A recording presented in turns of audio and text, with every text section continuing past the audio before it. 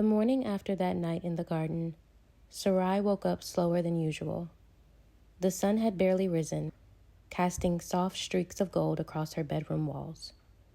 The whole apartment smelled like clean linen and eucalyptus candles, but somehow the air still felt heavier, sweeter, like it was carrying the memory of Malik's lips, his hands, and the way his voice wrapped around her name like velvet.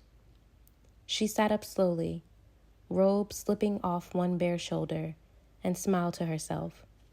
Not because she was in love, not because she was foolish, but because, for the first time in a long time, she felt something. Something she couldn't schedule, predict, or strategize her way into. And for now, she wasn't fighting it. By late morning, she met Princess at Miss Shirley's cafe down by the Inner Harbor, Baltimore's go-to spot when you needed a mimosa and a therapy session at the same time. Princess took one look at her and laughed out loud. "Oh, not you walking in here like somebody's main character." Sarai rolled her eyes, but couldn't stop smiling. Princess slid a mimosa across the table without asking. "Who is he?" Sarai twirled her straw around in her drink, trying to fight the warmth creeping up her neck. "It's nothing yet," she said carefully, "but there is someone." Princess leaned in, like she was about to catch the tea before it hit the table. "Girl, I knew it. You've been glowing since you walked through the door." Between bites of crab benedict and sips of orange juice, Sarai told her everything. Well, almost everything. The garden, the kiss, the way Malik looked at her like she was something rare. Princess clutched her chest dramatically. "Oh no, not the rare look. That's the one that gets you pregnant off eye contact." They both laughed. Sarai leaned back inside. "I'm not losing myself, though," she said, half to Princess, half to herself. "I'm still going to date other people and live my life." Princess raised her glass. "Period, sis, as you should." Sarai reflected on her grown woman approach to love this time and felt a ripple of gratitude, specifically because she hadn't always gotten it right. There were times, Trey times, when she would hear the advice of her father in the back of her mind and ignore it anyway. Times when chemistry made her forget caution, when she'd mistook good kisses for good love. But now, it seemed the lessons were finally sticking. She ran her thumb lightly over the rim of her glass and smiled to herself, hearing Daddy's words. Don't get impressed by the man who comes correct on day one. The real one is still standing when day one turns to day 501. Her father's wisdom had been a soft place to land after hard falls. And now they sat like a steady drumbeat in her chest. This time she'd move differently. After brunch, Sarai and Princess spent the rest of the afternoon wandering through Mount Vernon, window shopping, laughing too loudly, and swapping life updates between sips of overpriced coffee. Princess dragged her into a boutique just off Reed Street, where they tried on sunglasses and acted like celebrities no one could recognize yet. It felt good. No, it felt right. To have a day that wasn't about work, networking, or trying to prove something. Just sisterhood. As the sun dipped low and the air cooled, they hugged goodbye in the parking lot. Princess gave Sarai a kiss on the cheek, her smile bright as ever. Keep living, sis. The good stuff is just getting started. Sarai drove home with the windows down, the city's hum buzzing around her like a lullaby. By the time she slipped off her shoes at the door and lit a candle, she felt full. Not the kind of full that made you sleepy, the kind that made you grateful. As she got settled, her phone buzzed. It was Malik. A meme. Something silly about coworkers being on your last nerve and needing paid vacation just for surviving the group Slack channels. She laughed out loud before she could even stop herself. And then came another text. Still thinking about you. Simple. No pressure, just real. Their messages had been like that ever since that first night. Not constant, but consistent. Little jokes during the workday, funny reels, memes only the two of them would think were hilarious. It wasn't forced, it was easy. And almost every night, when the world got quiet, Malik would call. At first, it was just light. What did you eat today? What's the most embarrassing song you have on your playlist? Do you fold your pizza slices or eat them flat? But slowly, it deepened. They talked about dreams, mistakes, childhood summers, what scared them, and what kept them going. There were stretches of silence, too. Safe silences, the kind that let you exist without expectation. Malik had a voice that made you forget your good sense. Low, unhurried, with a roughness that curled around the edges and sank into your skin. On Wednesday night, after another hour of laughter so deep, Sarai had to catch herself from falling off the couch. Malik's voice shifted. It got softer, more deliberate. "I want to see you," he said, voice low, almost a whisper against her ear. "Really see you. What are you doing Friday night?" Sarai froze just for a second. A soft gasp escaped her lips, so quiet it barely touched the air. She pressed the phone tighter to her ear, steadying herself against the sudden, beautiful weight of the moment. The way her heart fluttered, low and wild in her chest. The way her stomach dipped, like the first slow drop on a roller coaster. She knew what it felt like to be wanted before. Late night texts, empty promises, convenient affection. But this was different. This was a real, consistent, intentional pursuit. A man who wasn't scrambling for her attention last minute. A man who saw her worth and moved toward it deliberately. She sat with it, savored it, let the sweetness of being properly pursued wash over her without resistance, without questioning if she deserved it. Still holding her breath, still smiling softly to herself, she finally answered, "Friday sounds perfect." The days between melted away, each one touched by a low, humming anticipation she couldn't quite shake. Sarai floated through her work week with a kind of quiet confidence, her focus razor sharp, her energy magnetic. On Friday afternoon, she bodied a presentation she'd been dreading for weeks. She commanded the room, answering questions and leaving no room for doubt that she knew exactly who she was and what she brought to the table. By the time she slipped out of the office, a satisfied smile tugged at her lips. It wasn't just the high of a job well done. It was the delicious knowing that tonight she was walking into something, someone, that made her feel seen in a way that no applause ever could. At home, the evening unfolded like a ritual. Soft music filled the space.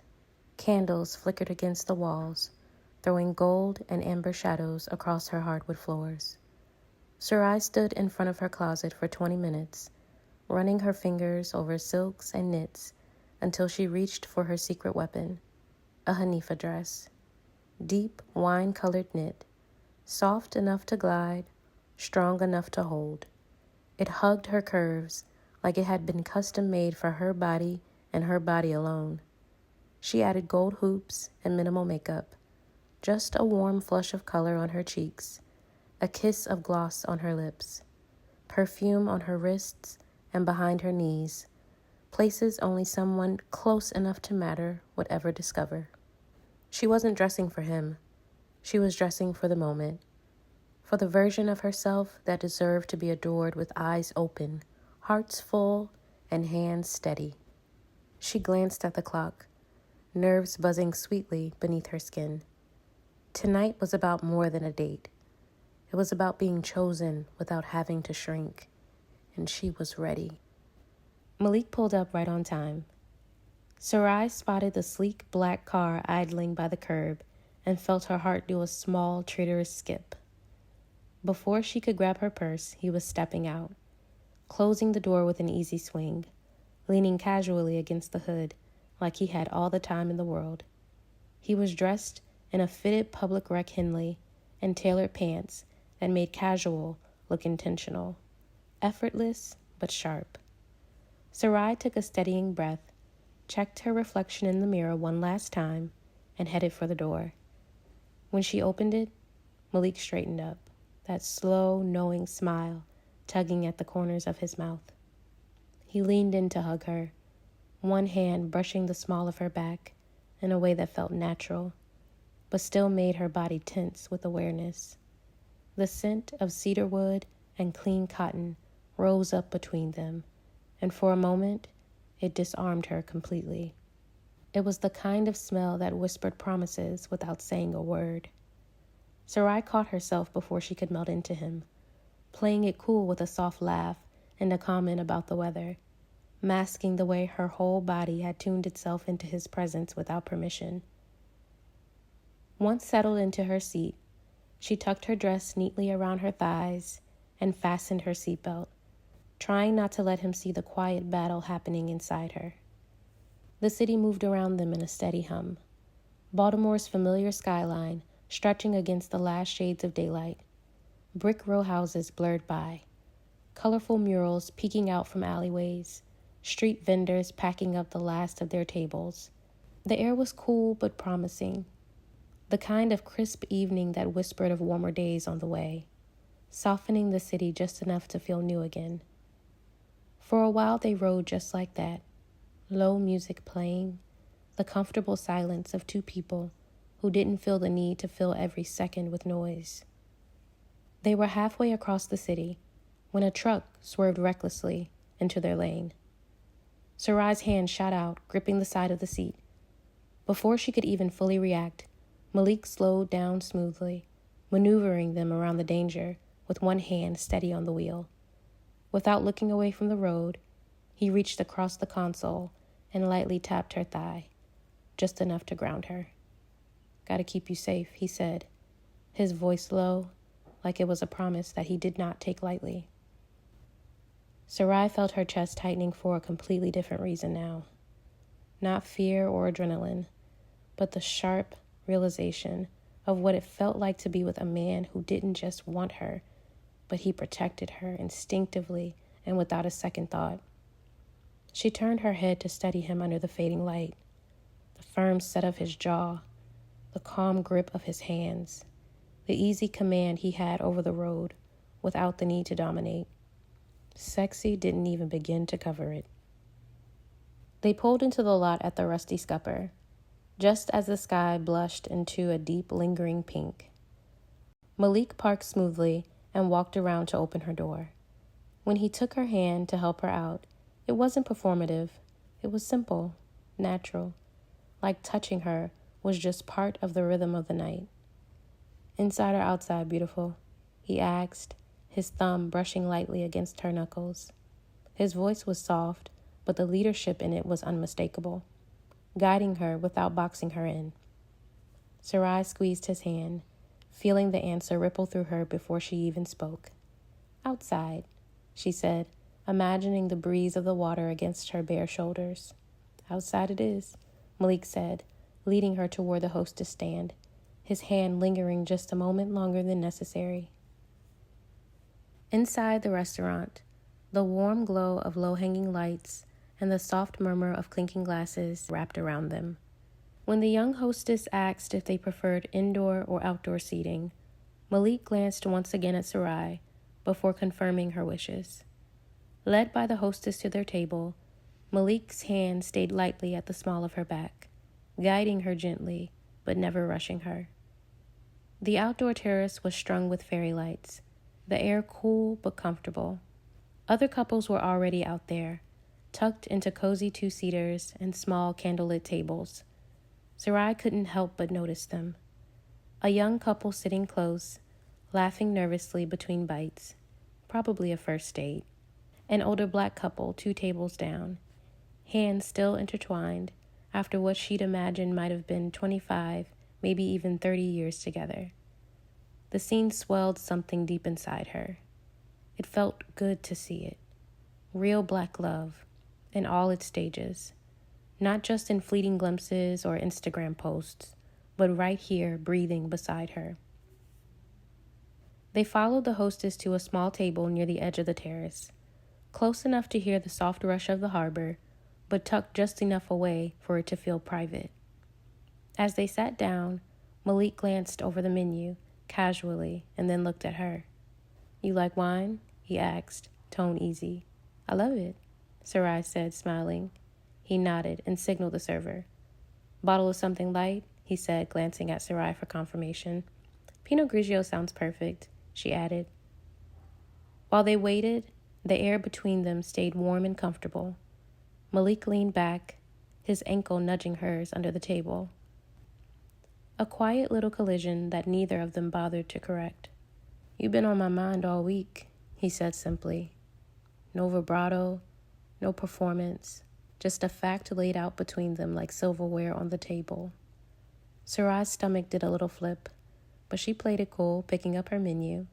"Good to know I'm memorable," she teased, raising an eyebrow without looking directly at him. "Memorable," he chuckled low. "You don't even know." There was something in the way he said it, something that made her glance up, only to find him already looking at her. The server returned with the wine, breaking the moment just enough to let her breathe, and presented the bottle with a polite flourish before pouring them each a glass. "You ready to order?" he asked, pulling out a small notepad. Malik glanced at Sarai once, another silent check-in that somehow made her feel chosen. "Ladies first," he said, his voice low and easy. Sarai smiled, feeling that familiar flutter she was quickly getting used to around him. "Scallops," she said, handing over the menu, "and asparagus on the side, please." Once finished, Malik spoke without missing a beat. "Crab cakes for me." The server nodded, scooping up their menus with a practiced ease. "All right, your entrees will be out shortly." Once they were alone again, Malik lifted his glass slightly, his eyes never straying from hers. "To this," he said. "Whatever it turns out to be." Sarai clinked her glass lightly against his. "To whatever it turns out to be," she echoed, her voice softer than she intended. They sipped, the wine crisp and light on their tongues, the kind of drink that made conversation feel effortless. The food arrived a short while later, each plate a little masterpiece. The smell of seared seafood and buttered vegetables filled the air around them, wrapping the terrace in a richness that made Sarai's stomach rumble in anticipation. As they started eating, Malik's gaze dropped to her heels, sleek, strappy, and just a little bit dangerous looking. "Those shoes," he said, shaking his head with a teasing smile. "All that beauty. You sure they're not secretly killing you?" Sarai laughed, stabbing a scallop playfully with her fork. "I'm good. For now." "Good," he said, grinning. "Because if you need a piggyback ride to the car later, I'm ready." She rolled her eyes, but couldn't hide the warmth blooming in her chest. It wasn't just the joke. It was the way he noticed, the way he cared without making it a big deal. It wrapped around her like a hug she didn't know she needed. Between bites, Malik leaned back slightly, studying her again, like he was committing every detail to memory. "What's that perfume you're wearing?" he asked, his voice low, curious. "Smells like trouble. Kind I wouldn't mind getting caught up in." Sarai laughed softly. "It's called Muse," she said, smiling. "It felt right for tonight." "It is," Malik murmured. His gaze lingered on her as he pressed his lips together and before reaching for his wine again, taking a slow sip like he needed it. Their conversation danced easily from there, between jokes about bad childhood haircuts and half-serious debates about the best crab cakes in Baltimore. But somewhere between the playful banter and shared bites, the mood shifted, just slightly, softened. The garden came up again, unplanned but inevitable. Malik's voice lowered. "You know," he said, setting his glass down carefully, "I used to live a few blocks from there when I was a kid, before it became abandoned." Sarai tilted her head, curiosity blooming across her face. "You're kidding." He shook his head. A small, almost boyish smile tugged at his mouth. "My mom used to take me there on Sundays before church sometimes. She loved it, said it made the city feel a little less hard." He paused, swirling the last of his wine in the glass, watching the reflections ripple. "After it shut down, it kind of just stayed with me. I still go sometimes when I need to clear my head. Never thought I'd share it with anyone else." He looked up at her and then straight through her. "But that night, seeing you there," he trailed off, shaking his head like he couldn't find a language soft enough. "It made sense," he finally said, "like you belonged there."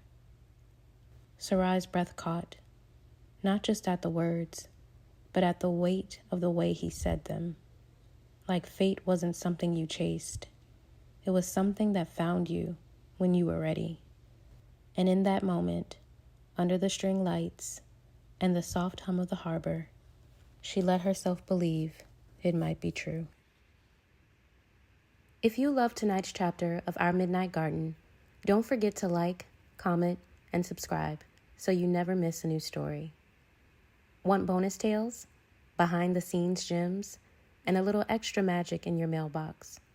Join the Main Character Tales Story Club. Links in the description box. Until next time, love, stay soft, stay sacred, and remember, you're always the main character here.